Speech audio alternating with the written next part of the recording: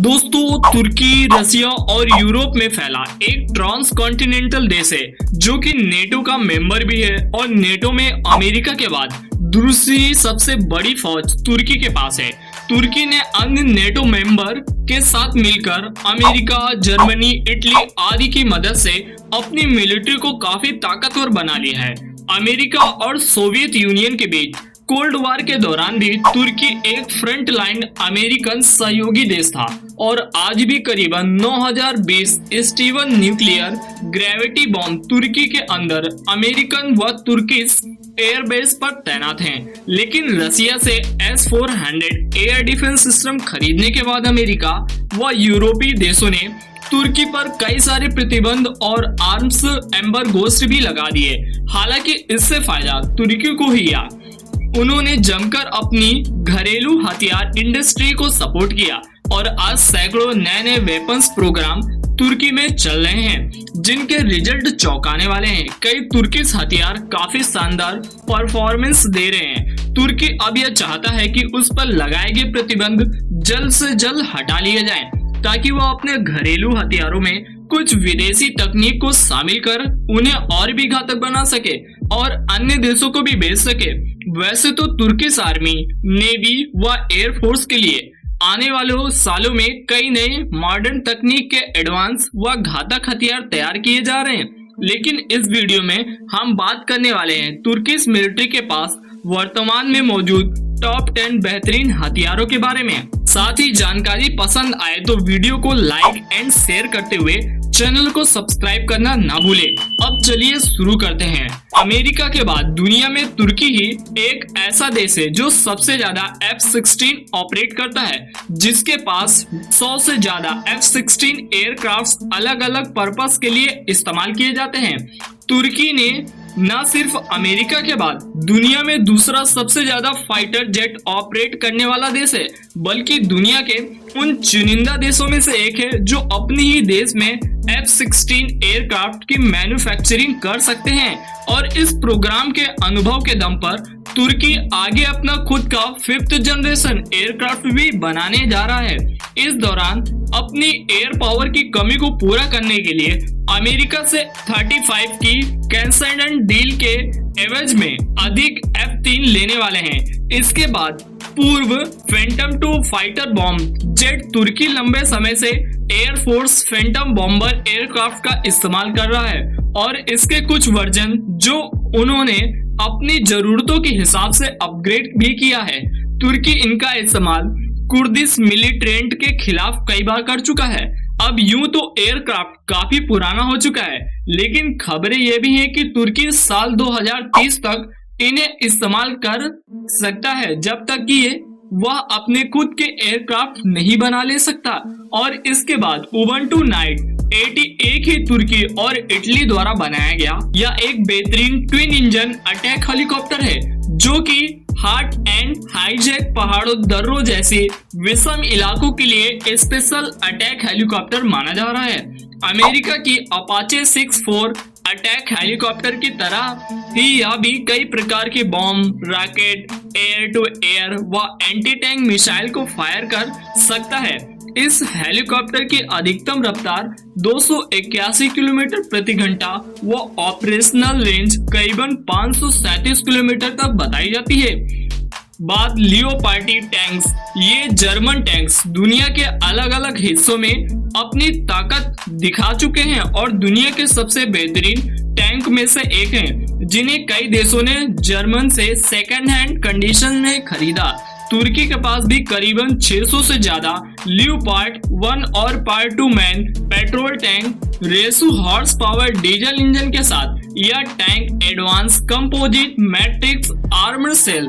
तुर्की के कई tank additional upgrade व नए आर्मर से अपग्रेड नहीं हो पाए, जिसके चलते यह कई बार इस्लामिक स्टेट के मिलिट्रेट्स की एंटी टैंक मिसाइल का शिकार हो जाते हैं। लेकिन अपने पुराने हो रहे टैंक्स को अपग्रेड करने के लिए तुर्की ने बनाया है खुद का एली मैन बैटल टैंक। यह तुर्की का पहला मॉडर्न मैन बैटल टैंक है जो साउथ कोरियन के 2 ब्लैक पैंथर टैंक पर आधारित है। इसमें साउथ कोरिया की हुंडई कारपोरेशन भी इस टैंक को बनाने में तुर्की की मदद कर रही है। यह 1500 हॉर्स पावर के वाटर कूल्ड डीजल इंजन से लैस है। वह करीबन 65 टन भारी टैंक है जिसकी मैक्सिमम रफ्तार 65 किलोमीटर प्रति घंटा व ऑपरेशनल रेंज 450 किलोमीटर तक बताई जाती है। यह दुनिया के काफी महंगे टैंकों में से एक है। तुर्की के अलावा सऊदी अरबिया, पाकिस्तान, कतर आदि देशों ने भी इसे खरीदने में इंटरेस्ट जताया है। बताया जाता है कि इसका तीसरा variant front free in unmanned battle tank होगा। इसके बाद अनमैन्ड एयर व्हीकल ड्रोन। तुर्की दुनिया के बेहतरीन अनमैन्ड एयर व्हीकल्स बनाने वाले देशों में से एक है, जिनका बेहतर TB2 ड्रोन टैंक किलर के नाम से है। वहीं इसके अलावा तुर्की के पास इनका कॉम्बैक्ट अनमैन्ड एयर व्हीकल और अंशुमन कॉम्बैक्ट UV भी बहुत ही तेजी से अपनी काबिलियत साबित कर रहे हैं, जो कि GPS, सैटेलाइट कम्युनिकेशन और तरह तरह के बॉम्ब एंटी टैंक मिसाइल को फायर कर सकने के साथ साथ लंबी दूरी तक कई घंटों तक एरिया मॉनिटरिंग भी कर सकते हैं। यही नहीं बल्कि तुर्की अपनी नौसेना में जल्द ही शामिल होने वाले लैंडिंग हेलीकॉप्टर कैरियर को विशेषकर बेहतर TB3 ड्रोन के लिए तैयारी कर रहा है। S-400 अमेरिका द्वारा तुर्की को पेट्रियट मिसाइल डिफेंस सिस्टम न बेचने के बाद तुर्की ने रसिया से S-400 surface to air missile defence system खरीद लिया, जिसकी 4 बैटरीज फिलहाल तुर्की के पास 36 स्पाई यूनिट्स व 190 से अधिक मिसाइलों के साथ मौजूद है। हालांकि इसके बाद तुर्की को अमेरिकन कार्ड के तहत कई प्रतिबंधों का सामना करना पड़ा और तुर्की को अमेरिका ने F-16 प्रोग्राम से भी निकाल दिया। तुर्की ने अपने कुछ ड्रोन्स व F-16 एयरक्राफ्ट पर भी इस्तेमाल किया। तुर्की के अलावा अपने खुद के हथियार और साइबर एयर डिफेंस सिस्टम को भी तेजी से डेवलप कर रहा है। इसके बाद देखें, समुद्री ताकत में बराबरी क्लास की फ्रिगेट।